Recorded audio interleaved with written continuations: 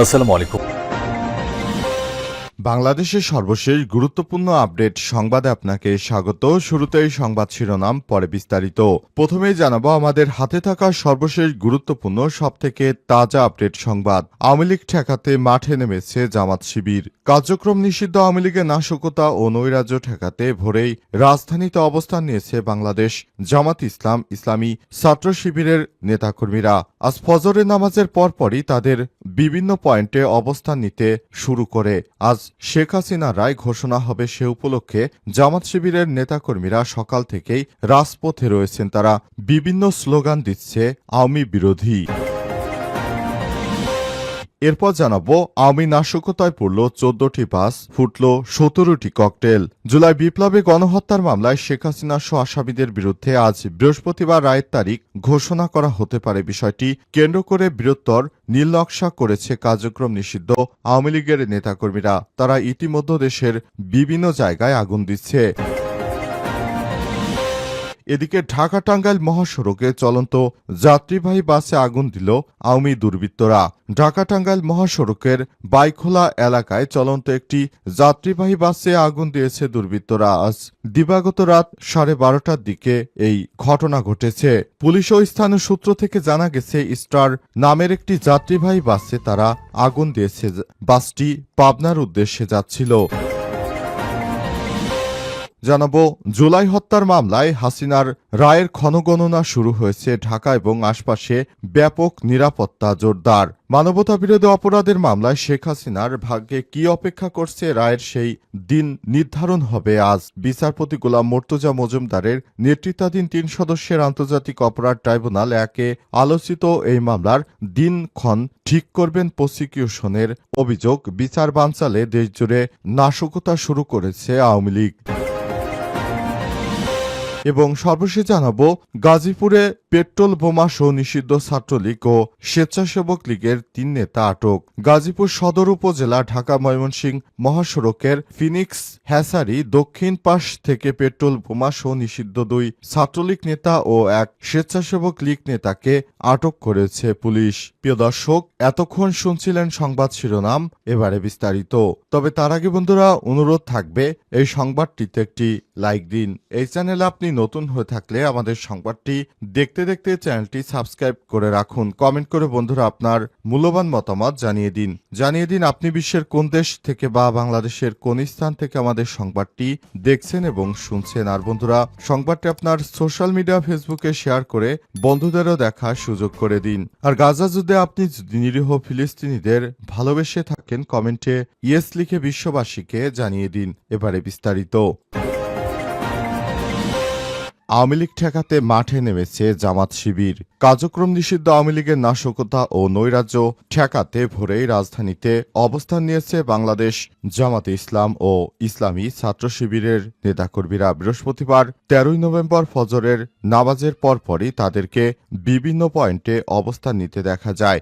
ঢাবি এলাকায় বিশাল জমায়েত করছে শিবির। মিরপুর মাজার রোড, 10 নম্বর গোলচত্বর এবং আশপাশের এলাকায় জামাত শিবিরের নেতাকর্মীরা মিছিল করেছে। সংগঠনটির পক্ষ থেকে জানানো হয়েছে, উত্তরা, বিএনএস, খিলক্ষেত, বসুন্ধরা গেট, সাবাক, Rampura, Mohakhali, Gabtoli, Mirpur 10, Dhanmondi 32, science lab, Gulistan, Bahadur Shah park, Jatrabari এবং চিটাগাং রোডে দিনব্যাপী অবস্থান শুরু করেছেন তারা। ছাত্র সমাজ ও দেশপ্রেমিক জনতাকে আওয়ামী নাশকতা ও আগুন সন্ত্রাসের বিরুদ্ধে দৃঢ় অবস্থান নেওয়ার আহ্বান জানিয়েছে ছাত্র শিবির। এদিকে রামপুরা এবং উত্তরার 4টি পয়েন্টে অবস্থান নিয়েছে প্রাইভেট বিশ্ববিদ্যালয় শাখা ছাত্র শিবির। এছাড়াও ঢাকা 11 আসনে জামাত মনোনীত সংসদ সদস্য প্রার্থী অ্যাডভোকেট আতিকুর রহমানের নেতৃত্বে রামপুরা বাজারের দলটির নেতাকর্মীদের অবস্থান নিতে দেখা গেছে।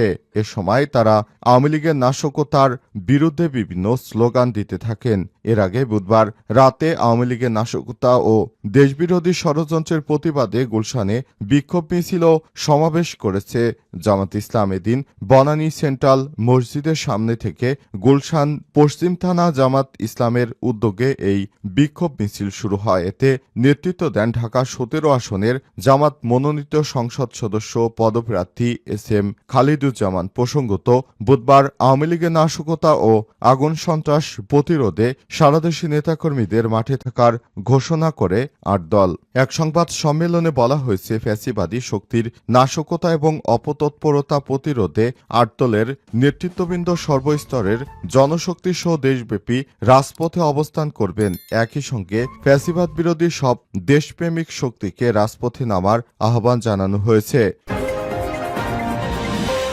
আওয়ামী লীগের নাশকতায় পুড়ল ১৪টি বাস, ফুটল ১৭টি cocktail.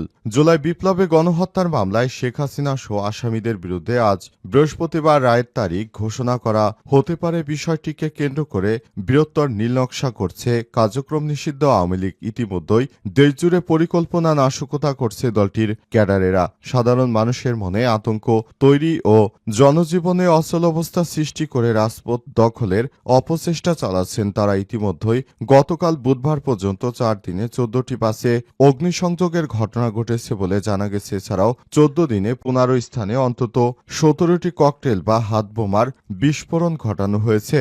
Dhaka metropolitan police DMP জানিয়েছে, সব সন্ত্রাসী হামলার লক্ষ্যবস্তুর মধ্যে বিশেষভাবে ছিল স্কুলসহ বিভিন্ন শিক্ষা প্রতিষ্ঠান এবং দেশের অন্যতম গুরুত্বপূর্ণ স্থাপনা আগারগাঁয়ে নির্বাচন কমিশন সচিবালয়, যেখানে ককটেল বিস্ফোরণ ঘটানো হয়। এসব ঘটনায় শুধু রাজধানীতেই গতকাল ৪৪ আওয়ামী ক্যাডারকে গ্রেপ্তার করা হয়েছে। এছাড়াও ১১ দিনে রাজধানী ঢাকাসহ সারা দেশে নাশকতার অর্থায়ন এবং পরিকল্পনার সঙ্গে জড়িত থাকার অভিযোগে কার্যক্রম নিষিদ্ধ আওয়ামী লীগ ও সহযোগী সংগঠনের প্রায় ১০০ ক্যাডারকে গ্রেপ্তার করা হয়েছে। এদিকে ঢাকা বিশ্ববিদ্যালয়ের ৫টি একাডেমিতে স্থাপনার ফটকে তালা ঝুলিয়েছে সন্ত্রাসী সংগঠন হিসেবে নিষিদ্ধ ছাত্রলীগের ক্যাডাররা। ১৩ নভেম্বর ঘোষিত লকডাউন কর্মসূচির অংশ হিসেবে মঙ্গলবার রাতে এই ঘটনা ঘটায় তারা। রাজধানীর বাইরে গাজীপুর, সাভার, ফরিদপুর, খুলনা, মেহেরপুর, নারায়ণগঞ্জ, ২৫০০ উপজেলায় নাশকতার খবর পাওয়া গেছে। এছাড়াও বিভিন্ন জায়গায় তারা ট্রেনের রাস্তায় আগুন দিয়েছে। এরই ধারাবাহিকতা ও সমন্বিত হামলা রাজনৈতিক উত্তেজনা বা নাশকতার সুদূর প্রসারী পরিকল্পনার অংশ বলে ধারণা করা হচ্ছে। ঢাকা টাঙ্গাইল মহাসড়কে চলন্ত যাত্রীবাহী বাসে আগুন দিয়েছে দুর্বৃত্তরা।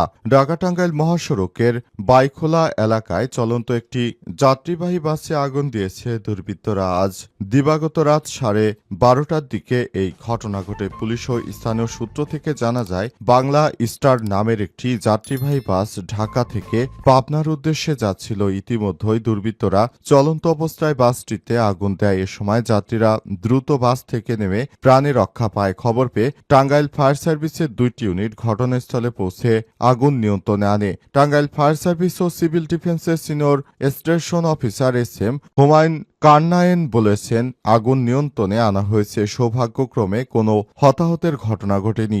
বসাইল থানার ভারপ্রাপ্ত কর্মকর্তা ওসি মোহাম্মদ জালাল উদ্দিন জানিয়েছেন, ঢাকা টাঙ্গাইল মহাসড়কের একটি সড়ক দুর্ঘটনার ফলে উত্তরবঙ্গগামী লেনে যানবাহন ধীরগতিতে যেতে দেখা যায়। সময় বাংলা স্টার গাড়ির পেছনে দুর্বৃত্তরা আগুন দিয়ে পালিয়ে গেছে।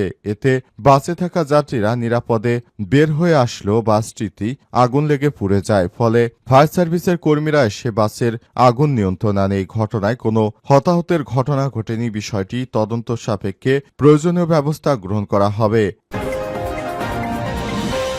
জুলাই হত্যা মামলায় হাসিনা রায়ের ক্ষণগণনা শুরু। ঢাকা এবং আশপাশে নিরাপত্তা জোরদার। মানবতা বিরোধী অপরাধের মামলায় শেখ হাসিনার ভাগ্যে কি অপেক্ষা করছে, রায়ের সেই দিন নির্ধারণ হবে আজ। বিচারপতি গোলাম মর্তুজা মজুমদারের নেতৃত্বাধীন ৩ সদস্যের আন্তর্জাতিক অপরাধ ট্রাইব্যুনাল ১ আলোচিত এই মামলা